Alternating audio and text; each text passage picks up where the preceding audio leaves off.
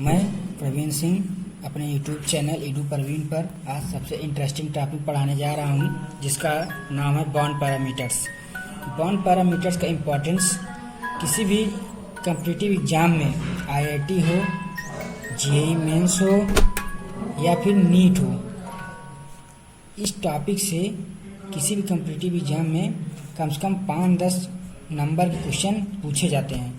इसलिए ये टॉपिक बहुत ही इम्पोर्टेंट रखता है उन लोगों के लिए जो कंपटीशन की तैयारी कर रहे हों। इसलिए आज मैं सबसे इंटरेस्टिंग टॉपिक पढ़ाने जा रहा हूँ आपके लिए। इसका नाम बॉन्ड पैरामीटर्स। बॉन्ड पैरामीटर्स के अंतर्गत 4 नए पॉइंट आते हैं। पॉइंट कहें या टॉपिक है। इसका पहला है बॉन्ड ऑर्डर, दूसरा है bond length, third is bond energy, fourth is bond angle. तो आज हम इन्हीं चारों के बारे में डिस्कस करेंगे। उसके बाद आपको न्यूमेरिकल देंगे, क्वेश्चन देंगे, कैसे एक क्वेश्चन पूछा जाता है, आपको थोड़ा बहुत उसकी प्रैक्टिस कराएंगे। इसलिए पहले थोड़ा बहुत इस टॉपिक पे आपको थोड़ा बता देते हैं क्या होता है। तो let us discuss about bond order. आज हम पहले बताते हैं कि क्या होता है बॉन्ड ऑर्डर। तो बॉन्ड ऑर्डर वो होता है जैसे दो एटम मान लो, एक एटम ए हो, एक एटम बी हो, तो दोनों बॉन्ड बनाते हैं। और बॉन्ड कैसे बनता है वो आपको केमिकल बॉन्डिंग में पढ़ा ही होगा। नहीं पढ़ा है तो आप कमेंट करिएगा, मैं पढ़ा दूंगा। 4 प्रकार की बॉन्डिंग होती है। तो बॉन्ड मान लीजिए बन गया ए और बी के बीच, ठीक। तो ए और बी के बीच बॉन्ड मतलब एक सिंगल बॉन्ड है, डबल बॉन्ड है, ट्रिपल बॉन्ड है। The number of bond present between 2 atoms, ठीक, उसी को कहते हैं बॉन्ड ऑर्डर। जैसे ए है तो मान लीजिए इसके बीच एक सिंगल बॉन्ड है, तो इसका बॉन्ड ऑर्डर क्या होगा 1। मान लीजिए ए और बी के बीच डबल बॉन्ड है, इसका बॉन्ड ऑर्डर क्या होगा 2। मान लीजिए ए और बी के बीच ट्रिपल बॉन्ड है, तो इसका बॉन्ड ऑर्डर क्या होगा 3, ठीक। बॉन्ड ऑर्डर क्या होता है, the number of bond present between the 2 atom in a molecules. ये दोनों आपस में क्या है, मॉलिक्यूल है। ए भी क्या है, मॉलिक्यूल है। ए और बी क्या है, एटम है। उसे कहते हैं बॉन्ड ऑर्डर, ठीक। जैसे एग्जांपल अगर हम लें, जैसे हाइड्रोजन होता है, हाइड्रोजन सिंगल बॉन्ड होता है, इसका बॉन्ड ऑर्डर क्या होगा 1, ठीक। जैसे ऑक्सीजन की बात करें, इसमें डबल बॉन्ड होता है, इसलिए इसका बॉन्ड ऑर्डर क्या होगा 2। जैसे हम बात करें कार्बन मोनोऑक्साइड, इसमें ट्रिपल बॉन्ड होता है, इसका बॉन्ड ऑर्डर क्या होगा 3, ठीक। ये होता है बॉन्ड ऑर्डर। और इसका क्या होता है, कैसे हम मतलब कम ज़्यादा कैसे क्या होता है। तो पहला पॉइंट है इसका, नोट करिएगा कि जैसे जैसे बॉन्ड ऑर्डर बढ़ेगा, मतलब जैसे 2 एटम या मॉलिक्यूल के बीच जो बॉन्ड होता है अगर जैसे जैसे बढ़ता जाएगा, उसके कई चीज़ फैक्टर इफेक्ट करते हैं, जो कि आपको अभी लास्ट में बताते हैं। पहले आप सब थोड़ा आपको मतलब इंट्रोडक्शन दे दें क्या होता है। सेकेंड आता है बॉन्ड लेंथ, जो कि सबसे ज़्यादा इम्पोर्टेंट रखता है। मेन सब इसी का है, बॉन्ड लेंथ का। बॉन्ड लेंथ होता क्या है, जैसे आप डिफिनीशन तो आप मिल ही जाएगा, डिफिनीशन तो आप किसी बुक से लेके इंटरनेट से पढ़ लेंगे। मेन होता है समझना, तो हमारा मोटिव है कि आपको समझ में आए। बात रही डिफिनीशन की, तो आप किसी भी बुक से नेट से लेके लिख सकते हैं, पढ़ सकते हैं। मेन होता है समझना। तो बॉन्ड अगर आप समझ ही गए होंगे। आता है बॉन्ड लेंथ। बॉन्ड लेंथ होता क्या है, जैसे समझिए मान लीजिए 2 एटम हो, एक एटम ए हो, एक एटम बी हो, ठीक। एक एटम दोनों एक एटम है, एटम जो मिलते हैं क्या बनता है मॉलिक्यूल। मॉलिक्यूल कैसे होता है, बॉन्डिंग होती है, ठीक। मान लीजिए ए और बी 2 मॉलिक्यूल हैं, ठीक। एक ए है, एक बी है। चलिए आगे बताते हैं आपको थोड़ा अच्छे से। मान लीजिए एक एटम ए है, ठीक, एक एटम बी है, दोनों क्या किए ओवरलैप कर लिए हैं, बॉन्ड बना लिए हैं। इसका ये सेंटर है, इसका ये सेंटर है, ठीक। तो बॉन्ड में होता क्या है, जैसे मान लीजिए आप सर्किल है, सर्कल का एक रेडियस होता है। मान लीजिए इसका रेडियस आर ए है, इसका रेडियस आर बी है, ठीक।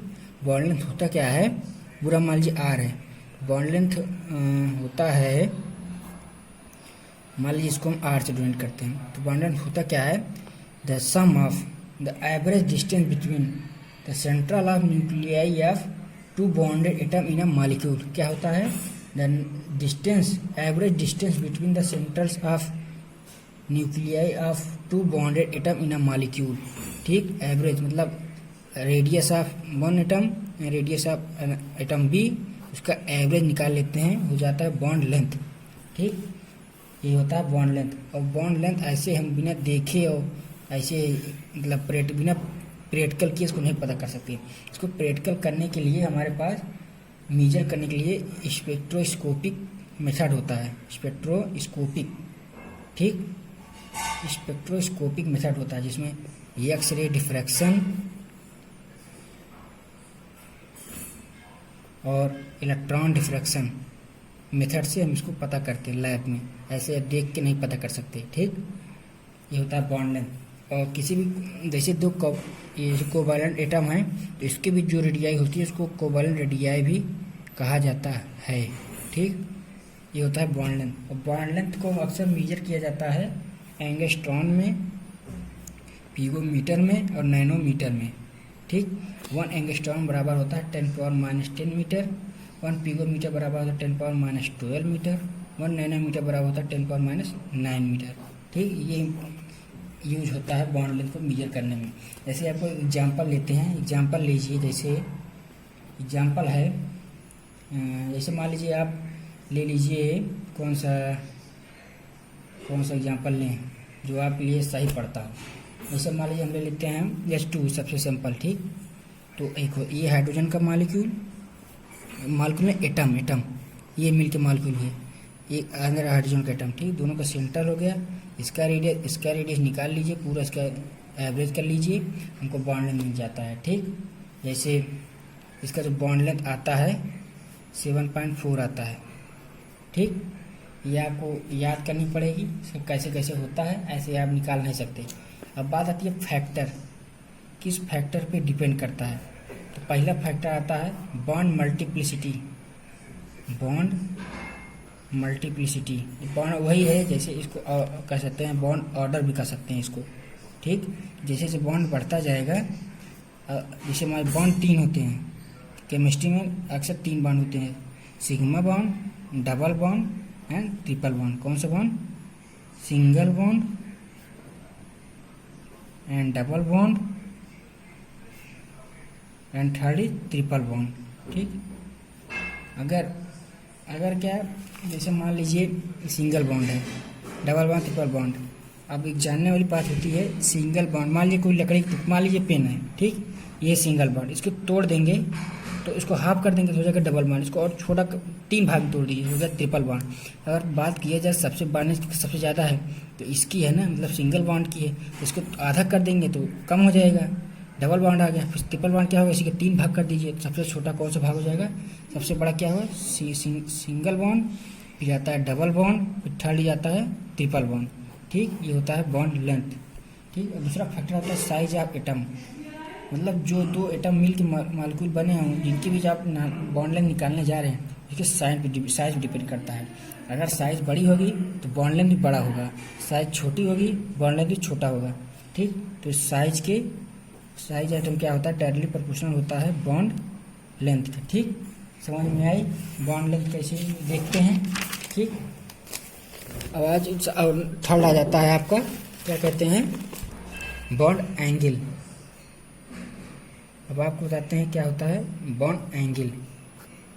बॉन्ड एंगल को हम अक्सर ये डिग्री में,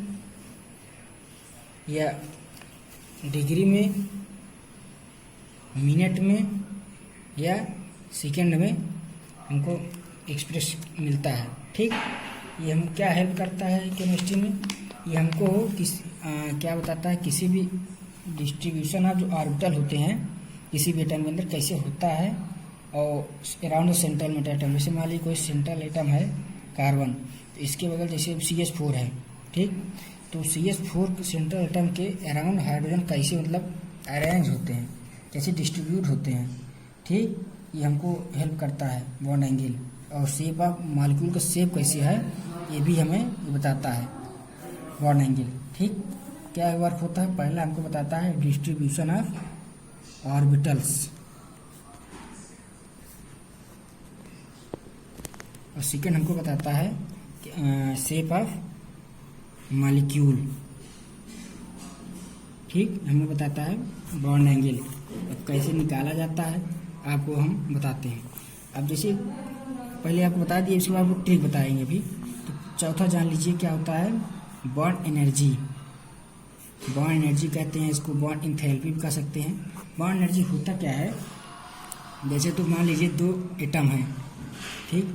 ये दोनों ओवरलैप करके बॉन्ड पर कुछ भी करके मतलब 3-4 प्रकार जो बॉन्डिंग होती है उससे बॉन्ड बना लेते हैं। तो बॉन्ड एनर्जी होती है, जैसे क्या होता है, जैसे बॉन्ड हो गया, हम सब जानते हैं कि जब दो बॉन्ड बनते हैं एनर्जी क्या होती है, रिलीज होती है। ठीक, एनर्जी रिलीज होती है।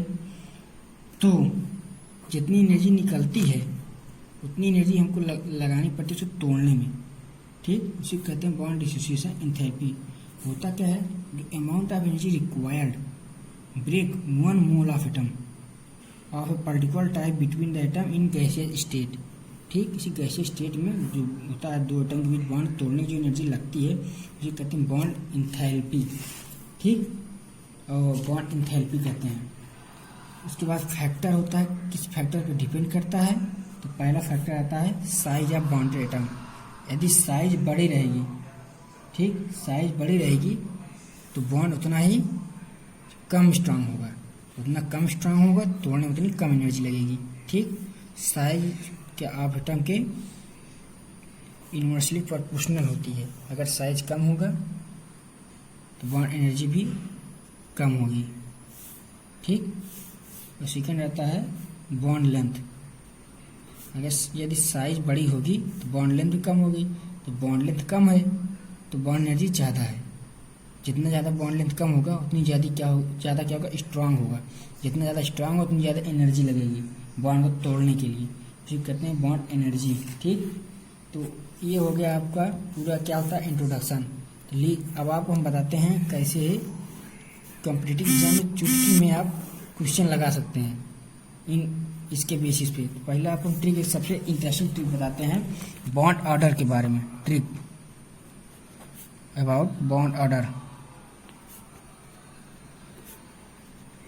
बॉन्ड ऑर्डर सबसे ट्रिक ये है कि आप ऐसे कोई भी एटम हो, एटम क्या मॉलिक्यूल हो, जैसे मान लीजिए CH4 है, ठीक, NO2 प्लस है, ठीक, NO माइनस है। ठीक, अब कैसे हम निकालेंगे बॉन्ड ऑर्डर कैसे किसका है, तो निकालना सबसे ठीक है, पहले आप इसको याद कर लीजिए। जैसे देखिए अगर बॉन्ड ऑर्डर 1 से 9 तक आएगा, 1 से 9 तक आएगा, कैसे निकालेंगे अभी आपको बताता हूँ।